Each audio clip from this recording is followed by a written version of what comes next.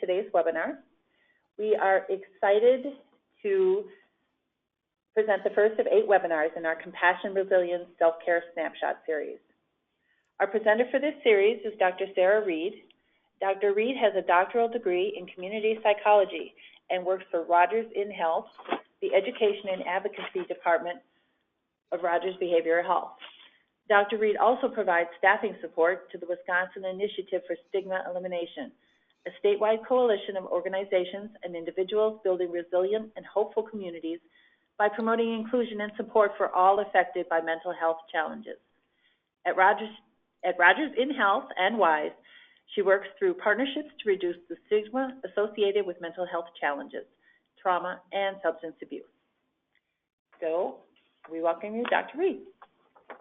Thank you. Thank you so much for having me here today. It's a pleasure to be with you all to start off our series at the start of the new year. And it's an incredibly relevant topic, even in a good year, and especially now with all that is going on in the world. So thank you for joining me here today to talk about compassion resilience, and in particular today, how we can recognize fatigue in ourselves and in others. Now, if the only thing you take away from this today is that the majority of us are likely feeling that fatigue and expressing that fatigue, then that's okay. Because I think that in this day and age, with all that is going on in the world, within our country and in our communities, very prevalent, very relevant. And so the takeaway is, even if you don't recognize it, people are probably experiencing it. As you mentioned, Chris, thank you for the introduction. I am with WISE as well as Rogers Behavioral Health. And what I'm sharing with you today comes from collaborative work that we've done within InHealth and WISE, but also in partnership with the Department of Public Instruction. So really want to give a brief shout out to DPI and to the many people and partnerships within schools and the education sector to really bringing this compassion resilience work to you all here today, and to a number of people really across the state and now the country. So what do I mean when I even say compassion resilience? I think this is a kind of a buzzword that people have been using as of late. We use it in reference to our toolkit that we have built related to building, developing, maintaining, sustaining compassion resilience for parents and caregivers, for educators and those in school systems, and then for those in health and human services as well. And so you may already be familiar with the Compassion Resilience Toolkit and to the many resources that we offer to help build that compassion resilience.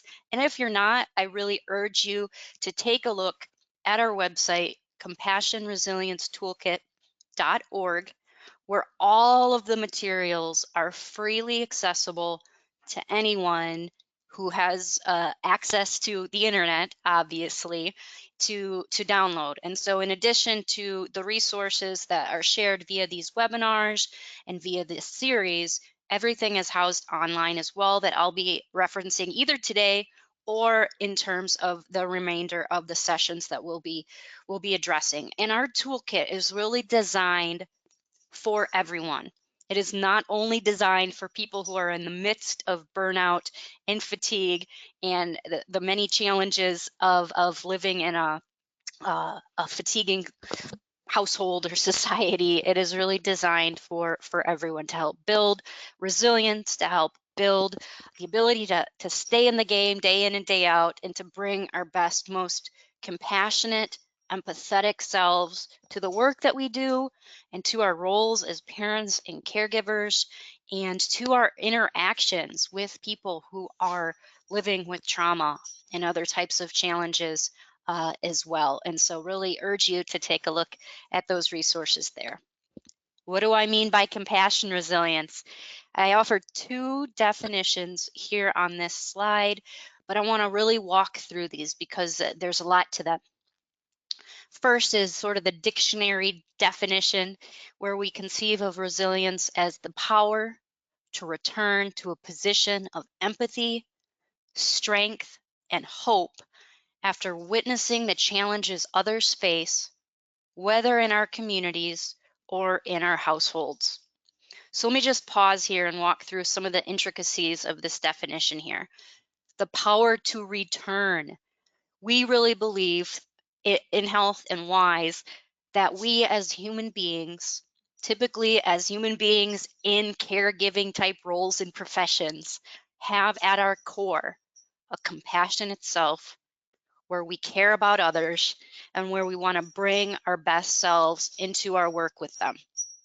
And so really want to emphasize that we want to return to that position when maybe we're confronted with something that tries us, that is a challenge to us, that may impart a lack of hope in us for a period of time.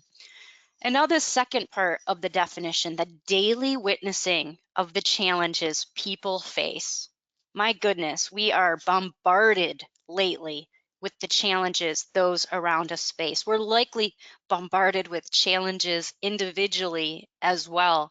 It is more and more apparent via social media and the news and the constant inundation that we have of information, that we live in challenging times and that there is a lot going on in the world. And so this daily witnessing might not mean us personally, although for many of us it does. It's our daily witnessing of the trauma and challenges that those we care for may face, maybe our students face if we're in the educational sector, maybe our patients or our clients face if we're in health and human service capacities or positions.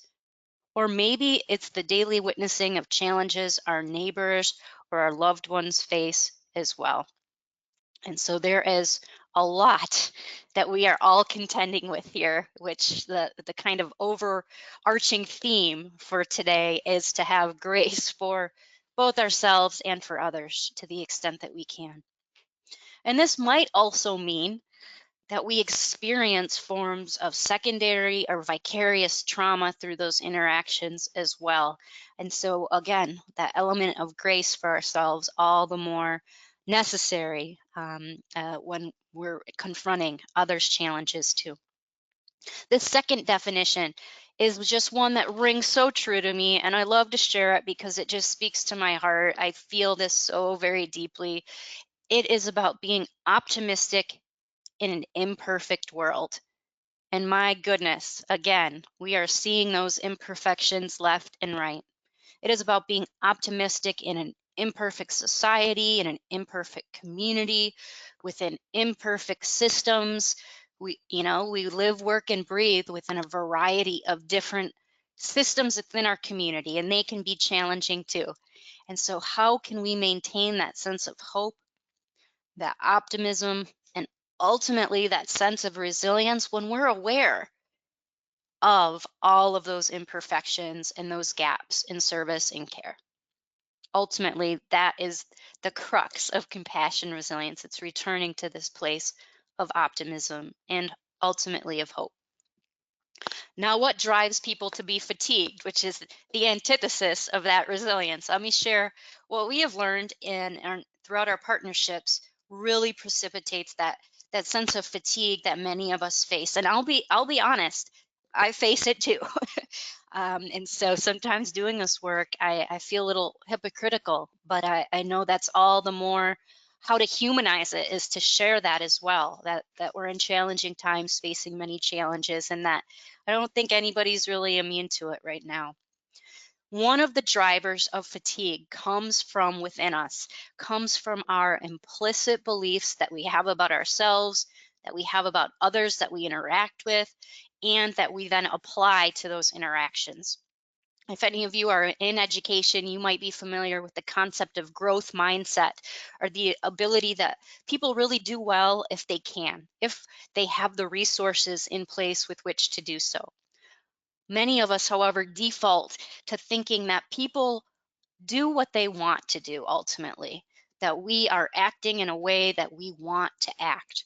And so that might make us then attribute to people's behaviors that we observe as that they're acting in a way that's lazy, unmotivated, attention seeking, manipulative, apathetic, or a whole host of these value-laden types of terms that really can make us feel less compassionate and less empathetic towards people as a whole. We might even attribute some of these beliefs about ourselves to our own behavior and to our own actions. Instead, if we have that growth mindset, we believe that people can do well if they can. So that is instead thinking that our students, our patients, our clients, our children, our partners are doing well if they have the resources in place in which to do so. If they have the skills that they need to succeed or be healthy or to be successful. If they have others acting in their corner with a compassionate and supportive spirit, and if they have the collaborations that they need to really live their best lives as well. And so too often we fall prey to that first set of beliefs, which can really make us have false attributions towards people and their interactions with us. And we might have these false beliefs about ourselves too. So I want to just pause here and ask you, think about something with which you really struggle. Maybe it's interacting with another person on an empathetic, compassionate way, just like we're talking about. Do you think that's because you're not motivated? Or do you think maybe I'm struggling in some way? Many of us might think it's because I'm fed up. It's because I don't care enough. It's because I'm just burnt out, rather than that there aren't the systems and supports in place for us as well. And so we're hoping through this series to really share with you some of those systems and supports and resources and skills that can really help you to think about your behavior and your ability to interact with other people in a more resilient way, more consistently. And what happens if we think about ourselves or others with that first framework in mind? Well, it precipitates internally a lot of shame, a lot of blame, and that can keep us in a cycle of fatigue. So if we hear from others or we feel about ourselves that we're not good, we're not able, we're unmotivated, we're lazy, we can't handle the stress of the reality within which we're facing right now, we might have a sense of shame about that, especially if we think we're alone or that other people handle it so much more smoothly or better than we do. So then if that's the case, we might then think, why should I even care? Why should I even try? Why should I bother? So maybe you develop a sense of avoidance.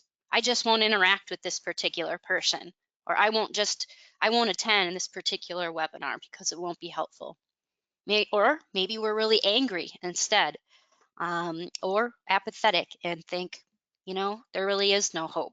This is a really understandable way in which to approach situations if our core beliefs are that we're not good or that we're not able or that somebody else is not good or not able. And so I want to just emphasize here that, again, this can drive our sense of fatigue and burnout, and that there's quite a bit we can do about it, which the rest of the series will really seek to address. And then another driver of fatigue that we have found in practice is that we are more aware than ever of the challenges and the trauma that other people face, whether it is the trauma of our communities, our neighbors, our students, our patients, our clients, or whether it's the trauma of our children. We're broadening our perception and understanding of what constitutes trauma, and we're learning more strategies in which to connect with people where they might share their vulnerability and share their trauma history and share their challenges. And whereas that's good because it grows our personal awareness, it also means we're opening up our hearts to hurt and pain that others face. And as compassionate people, we want to help and be supportive and be compassionate, and yet we're not always able to. And so as we're opening up our hearts to the reality of trauma and challenges others face, compassion resilience really helps us to protect those hearts so we can stay in the game and stay open to interacting with people in a helpful, supportive way rather than shutting down, giving into our fatigue, burning out, and disconnecting. And now, what about COVID? Because it's a reality too. And so, what I just addressed are those drivers of fatigue that in a normal year or in previous years we may well have faced. And yet, added to that is a whole host of additional drivers of our fatigue. And I just want to recognize that is our reality right now. And so, what might we be facing personally, or what might others we care about be facing? Perhaps it's Perhaps it is economic insecurities of some kind due to unemployment, due to job loss, due to lowered income, due to a lack of benefits that are helpful for us right now. Perhaps we're incredibly isolated, whether living alone or disconnected from family and friends and maybe our coworkers. We know that a number of people are continuing to live in unsafe living conditions and that physical and emotional abuse and violence is escalating right now. We live in fear of the unknown, what's happening next, what we can trust, what news we can trust, and how we can best protect ourselves and those we care about. We may have experienced loss in our personal lives, whether that's the loss of a loved one or whether that's feeling the heavy weight of the cumulative loss, pardon me, of our communities and our population. We are hearing day in and day out about all sorts of strife within our community, tension and violence. We are grieving not only people, but the changes that this pandemic has brought and the grief that comes with the changes and transitions of our lifestyle and our expectations. Tension and violence is permeating the news and the media. And amidst all of this, despite increased need for mental and behavioral health care, there are a lot of challenges with access. And so if we're experiencing any number of these things, are we able to have the help and support that we need? And this is becoming a breeding ground we are finding for depression, anxiety, post-traumatic stress, and increasing the suicide risk of people within our communities and of our loved ones. And so we are facing all of this as well atop the normal everyday challenges with which we were already contending. And so compassion resilience really invites us to consider approaches for social and emotional learning for adults on how to apply enhanced self-awareness, management, relational skills, and decision-making practices to support our resilience, to support others' resilience, so we can continue to be our best selves amidst all of this that we are facing. When we get fatigued, this is what it looks like. We get less compassionate in our interactions. We don't have the patience we used to when interacting with people. We get avoidant. We don't ask, hey, how are you doing? We don't follow through as readily. We become far less effective in our roles, whether that's our roles as parents and caregivers or our roles in our professional lives. And overall, the joy that we have in life, the joy that we derive from parenting or caregiving or professionally decreases as well. So it impacts our well-being across the gamut. It impacts our ability to even engage in self-care practices, and it also impacts that relational interaction with others. And so what might this look like in a little more detail? And ask yourselves if you might be experiencing this either in your caregiving role or professionally or in other capacities, because really compassion fatigue can impact us in every or any sector or relationship in our lives. And so we might start out really passionate about making a difference. We want to be the best employee there is. We want to be the the best, most effective caregiver that there is. We want to go that extra mile. We say yes more often than we say no. We're really committed, and we're always willing to go that extra mile, as it says here. And maybe at the start of the pandemic, this was, I want to do as much as possible for everyone else. I can be a stay-at-home parent and help with my child's schooling and maintain my work-life balance and that's really hard to do over the long term. But we have this zealot phase that can often precipitate taking on too much. And this is something that anybody can certainly experience, and yet we do often know that those who are female identified or who are women tend to take on the brunt of these expectations and filling these additional roles. Now, if we do too much too long, we get irritable. I don't know about you, but I get really irritable. I might get angry. My sadness or my sense of hopelessness starts to take root. I don't feel as capable. I check out from time to time when I'm irritable, and I might start to feel a little helpless. I also start to see more and more of the cracks in the system, the challenges, and the difficulties that I don't feel like I can make a difference addressing. I don't feel I can move the needle enough to be meaningful. As this continues, if I stay in this fatiguing place for too long, if I start to shame and blame myself and disconnect from others, I might withdraw.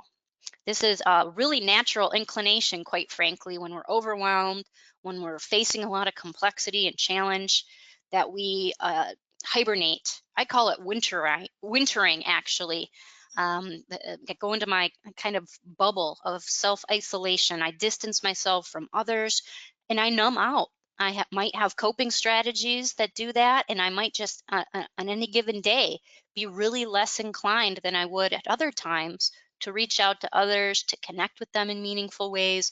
And if I do, would have trouble empathizing or really having meaningful interaction with them. It's much more cursory. And this may well be with patients or clients or students, partners, or our children or those we provide caregiving to. But essentially, at this stage, during the withdrawal stage and the next stage, which is that of the zombie, we are far less likely to be, feel, and act compassionately towards and with other people. Now, this next stage is that zombie stage. We have this sense we can never do enough. We can't address anything. So this is the why care, why try, why bother stage that I referenced earlier. This may start to manifest now in physical symptoms, whether sleeplessness or heightened anxiety, restlessness, feeling like we're the only ones who can make a difference, and yet we don't have it in us to do it. And so if we are feeling this way professionally, we might leave, or we might think about leaving. If we are feeling this way as a parent and caregiver, it might mean that we are not doing all that we used to do. We're not doing those things that we typically care about and value. We feel we don't have it in us to give our all.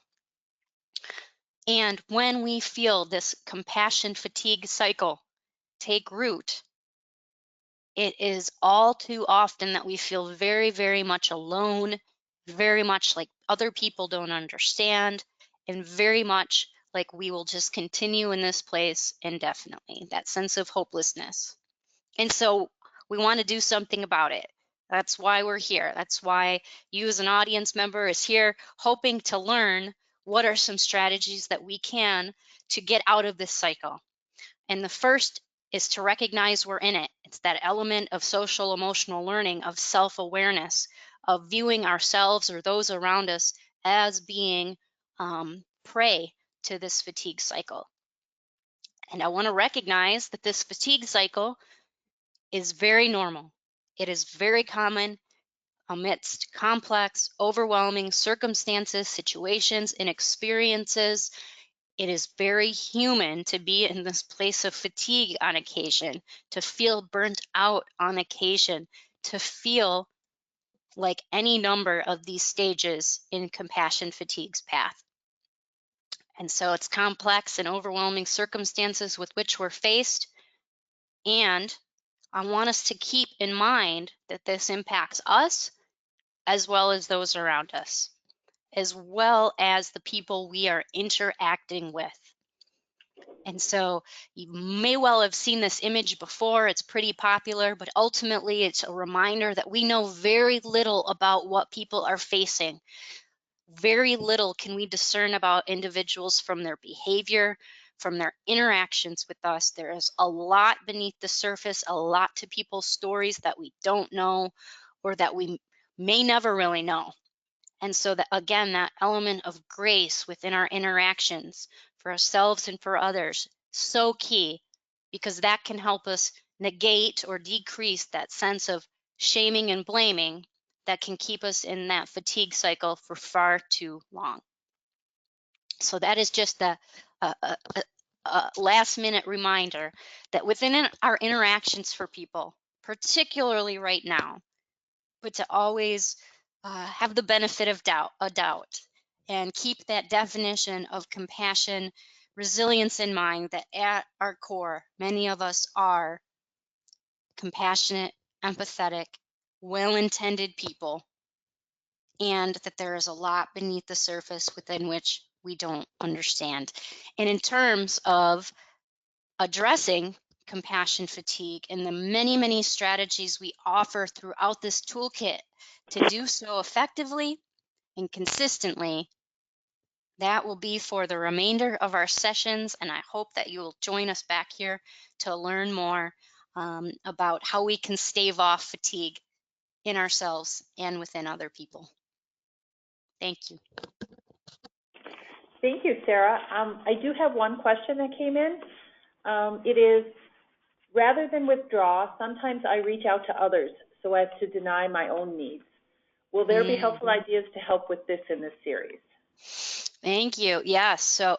So we share this fatigue path, but it manifests within all of us very, very differently. So I hear you saying, rather than withdrawal, I reach out to others. And maybe you're someone who tries to deal with other people's problems or challenges at the expense of one's own.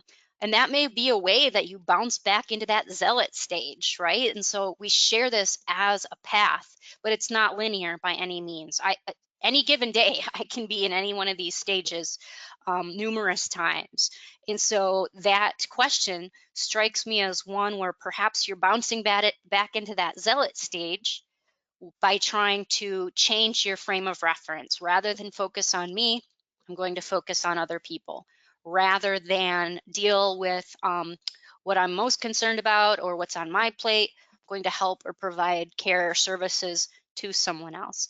And so absolutely, there are strategies that will be shared to help those for whom that might be the case, and to help with that element of prioritizing, to help with us addressing what it is that's driving our own fatigue and what it is that really helps us to feel fulfilled and to build our personal sense of resilience, to build that reservoir up, and how we can ultimately reconnect to our sense of purpose and meaning. And that sense of purpose and meaning for you may well be helping and supporting other people. And I would just want to help you to ensure you're bringing your best, most compassionate, able to follow through and be accountable self to that interaction with those other people as well, which is something that we touch upon in most of the sessions that are remaining, actually. So thank you for that question. Yes. Great, thank you. Thank you so much, Sarah, for presenting to us today on this valuable and relevant topic. As this will run through August, these webinars, I do want everyone to know that they can go to the Wisconsin Fastest website to register for those. I know after the year that just was, I am really looking forward to receiving the information myself.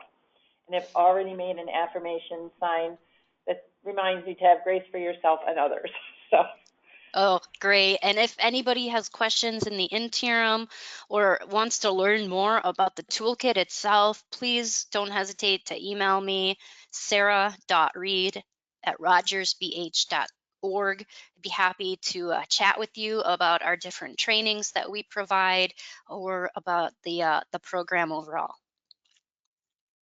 Okay, so thank you all for attending this training. The recording and a survey will be sent to you shortly.